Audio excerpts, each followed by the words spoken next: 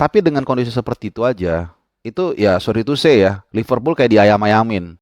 Dan kalau kita lihat mainnya ini juga seperti seperti ngajarin anak kecil main bola ya.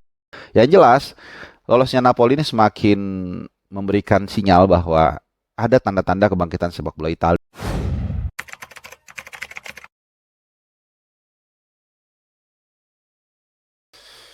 Halo, selamat hari Kamis teman-teman semua. Ya, ini video gue buat sebelum gue siaran. Nanti jangan lupa nonton di UC TV, ada Persija lawan PSIS ya.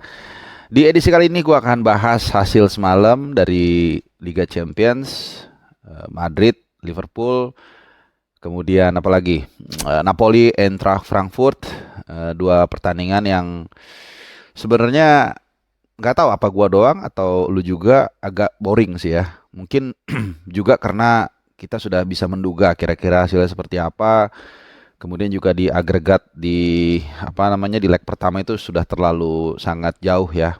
Terutama Madrid dan Liverpool. Di pertandingan pertama Liverpool kalah 5-2. Jadi selisih 3 gol dan rasanya bukan nggak mungkin ya, tapi sulit untuk membayangkan Liverpool bisa mengalahkan Madrid dengan selisih 4 gol. Ya, the best comeback di Premier League di Champions League itu setahu gua dulu Deportivo dan AC Milan. Jadi di Milan Deportivo itu kalah 4-1, kemudian di Riazor mereka golin 4-0. Kalau Madrid sama PSG beda, karena di Camp Nou itu eh, Barkanya kalah 0-2, bukan selisih 3 ya, selisih 2. Tapi memang pas di leg kedua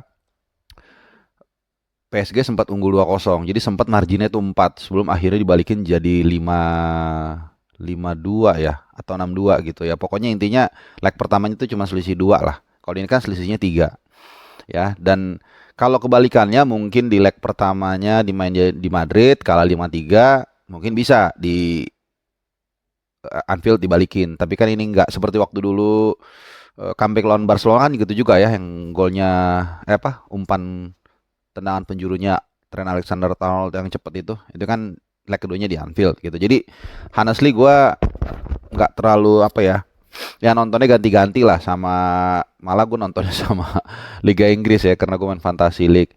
Jadi kemarin kalau kita lihat sepintas mainnya ya gue jujur juga secara umum lah gue menilai gini, dengan kekuatan sih Ancelotti kekuatannya full ya, full tim. Ada Benzema di sana, ada Vinicius, Toni Kroos, Modric, ya the best lah, Rudiger, kemudian Courtois, semua the best. Tapi kalau kita lihat mainnya mereka ngotot tapi nggak ngotot 100% kalau kita lihat. Nah, itu aja. Dan kondisi let's say mereka nggak ada natural motivation bahwa mereka harus menang, kan itu kan natural motivation, nggak ada pilihan lain selalu. Ini kan nggak kalah 1-0 aja masih lolos, even kalah 2-0 aja masih lolos, kalah 3-0 aja mereka belum gugur perpanjangan waktu. Tapi dengan kondisi seperti itu aja, itu ya sorry to say ya, Liverpool kayak diayam-ayamin.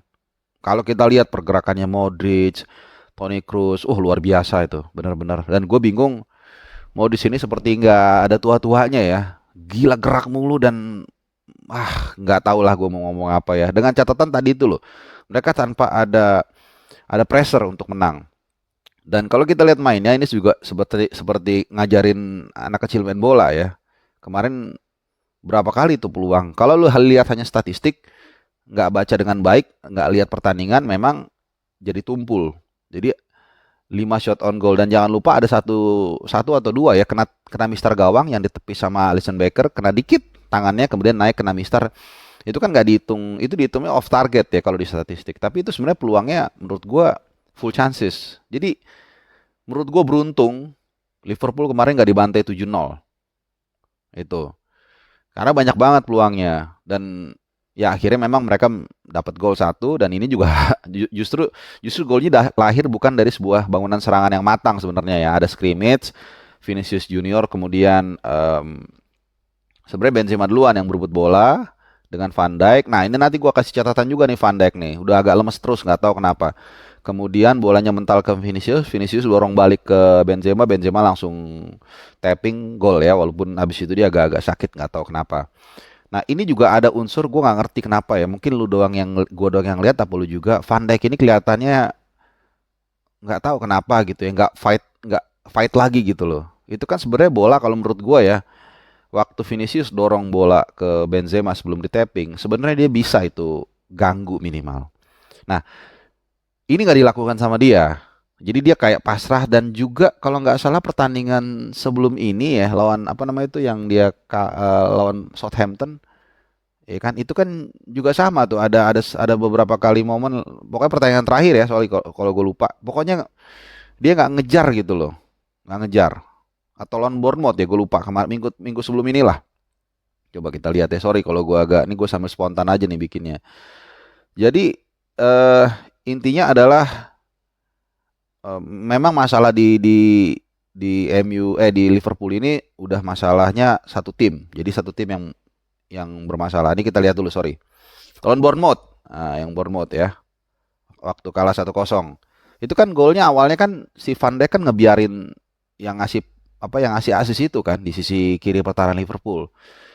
Dia nggak ada, padahal itu kalau dikejar at least itu mengganggu konsentrasi lawan dalam melakukan umpan kunci. Tapi ini nggak dilakukan juga gitu. Jadi sering sebenarnya gini, kalau lu main bola ya, mau main bola lapangan gede atau fun futsal, seven aside, itu kadang-kadang kita ngejar orang, misalnya dia mau syuting, kita kejar, kita coba sliding tackle misalnya, walaupun nggak bisa terjangkau, cuman effort kita ketika melakukan itu mengurangi potensi lawan untuk mengeksekusi dengan baik. Apakah itu umpan kunci, apakah itu syuting. Ini yang perlu diingat. Seperti sundulan, tandukan. Kita loncat, lawan kita tinggi, kita tahu dia bakal menang. Tapi dengan kita ikut loncat, ikut mengganggu bukan melanggar ya, ikut loncat juga. Itu pasti lawan yang mungkin tadinya bisa menyundul dengan pas ke arah rekannya, jadi akhirnya keluar dan bolanya ke kita. Nah, ini hal-hal seperti ini yang gue lihat di pasukannya Jurgen Klopp 2-3 tahun lalu. Apalagi pas mereka, bahkan tahun lalu pun masih masih oke ya. Ini nggak kelihatan sama sekali gitu. Jadi ya nggak heran kalau kita lihat dari penguasaan bola, dari penguasaan bola itu 55 banding 45 ya. Dan bukan hanya itu, efektivitas dari penguasaan bola Madrid ini jauh lebih bagus ya. Ya walaupun bukan nggak ada peluang, Liverpool ada peluang juga beberapa gitu. Salah satunya tuh dari Gakpo ya, dari sisi kanan syutingnya kenceng banget.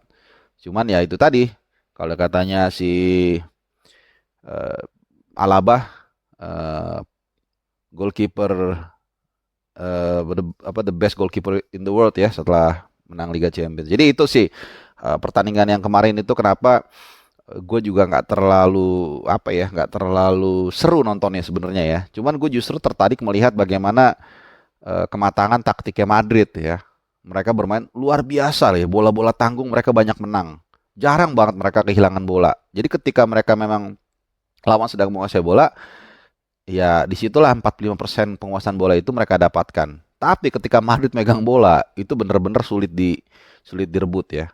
Bola-bola tanggung mereka menang. Adalah beberapa momen yang kalau lu nonton pasti ingat itu. Ada kalau nggak salah si Dani Carvajal ya, bola tanggung di sliding tackle, hampir kerebut lawan tapi dapat lagi dan seterusnya. Jadi gokil banget sih.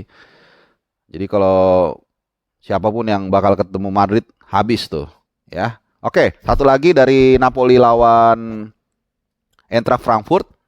Ya ini juga sama nih, gila nih memang Napoli ini ya. Emang apakah memang ini tahunnya tahun apa, eranya era yang biru ya. Ini yang gue bilang berkali-kali. Ya mungkin dibilang cocok logi ya dengan juaranya Argentina kemarin di Piala Dunia. Apakah ini juga ada yang hubungannya dengan Maradona? Napoli akan kembali dapat gelar Serie A. Apakah juga mungkin Liga Champions? Ya nggak tahu. Cuman kalau gue bilang sih agak susah ya, karena Liga Champions itu another level. Bukan gue bilang nggak bisa. Ya kalau kita lihat dalam 20 tahun terakhir mungkin kurang lebih ya, yang mengejutkan mungkin hanya siapa juara Liga Champions? Mungkin hanya Porto ya tahun 2004 mengalahkan Monaco. Sisanya kan kan itu mulu. Ya kan, kalau nggak Liverpool, kemudian MU, Madrid yang paling banyak, si kaya gelar, ya kan. Terus Barcelona, paling itu aja. Gitu. Tapi nggak tahu, you never know ya. History made to be broken. Jadi sejarah ya kadang-kadang kita bilang ini sudah 100 tahun nggak juara. Ya mungkin yang 101 juara. Jadi ini kita nggak tahu. Mungkin Napoli akan mengamankan gelar. Yang jelas lolosnya Napoli ini semakin memberikan sinyal bahwa ada tanda-tanda kebangkitan sepak bola Italia ya. Jadi Italia mewakilkan 3 wakil loh. Luar biasa ya. Ada dua Milan, kemudian Napoli di Liga Champions, di Europa League. Roma masih memang harus berjuang ya. Malam ini mereka akan menghadapi Real Sociedad ya, tapi udah mengantongi agregat 2-0 sih ya, nggak tahu ya, mudah-mudahan lolos ya. Kemudian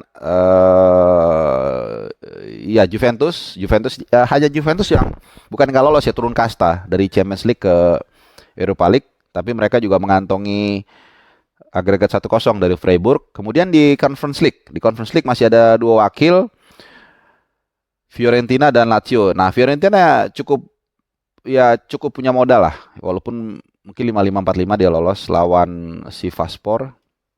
1-0 di leg pertama di Firenze ya.